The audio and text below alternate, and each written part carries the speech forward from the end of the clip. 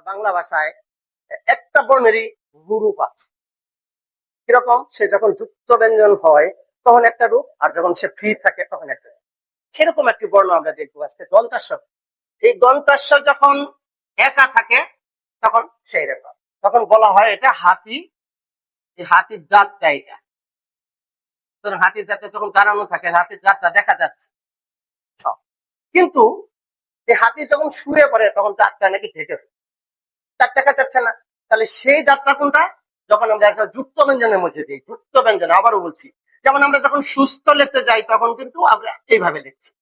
আগের দন্তাস্বটা এরকম দাঁত দেখানো, পরেরটা কিন্তু দাঁত দেখা যাচ্ছে না। এইটা আসছে কিভাবে, এটা কেমন করে লিখছে, এটা অনেকটা এইভাবে কল্পনা করলে ভালো হয়।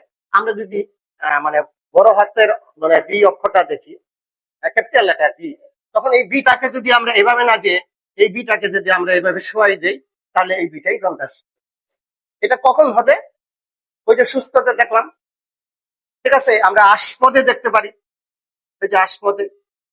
তাহলে আমরা পরিষ্কার করি, আমি যখন আমার নামটা লিখতে যাই স্বপন, হ্যাঁ, যে বলতে পারেন তো এখানেও তো একটা যুক্ত ব্যঞ্জন ছিল না, কিন্তু এখানে দন্তাস্বর প্রায়োরিটি আছে, এখানে বফলার প্রায়োরিটি, বফলারটা নিষ্ক্রিয় হয়ে গেছে। এই নিষ্ক্রিয় হওয়াতে এই দন্তাস্বটা এখানে আমাদের হাতির দাঁতটা দেখা যাচ্ছে পূর্ণ আছে, কিন্তু অনেকেই আবার কিন্তু এইভাবে লেখে।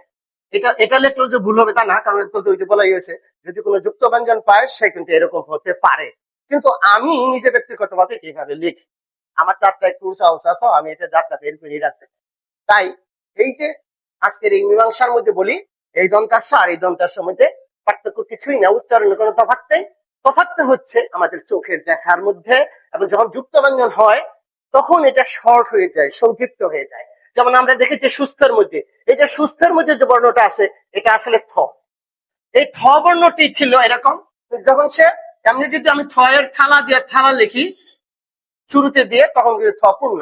যখনই সে যুক্ত ব্যঞ্জনে গেছে তখন আর এইটুকু নেই। এই অস্পষ্টতা দূর করার জন্য এখন বানানে একটা নিয়ম আসছে যে না, স্পষ্ট করে লিখতে হবে। স্পষ্ট করে না লিখলে কি হয়, স্পষ্ট করে না লিখলে এটা মনে করতে পারে।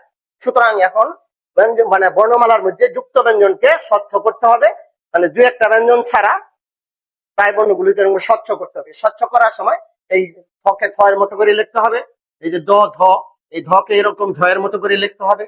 নিয় জ লেখার সময় এরকম করে নিয়টাকে স্পষ্ট লিখতে হবে। এইটা আমরা সমর্থন করি। ধন্যবাদ স্যার।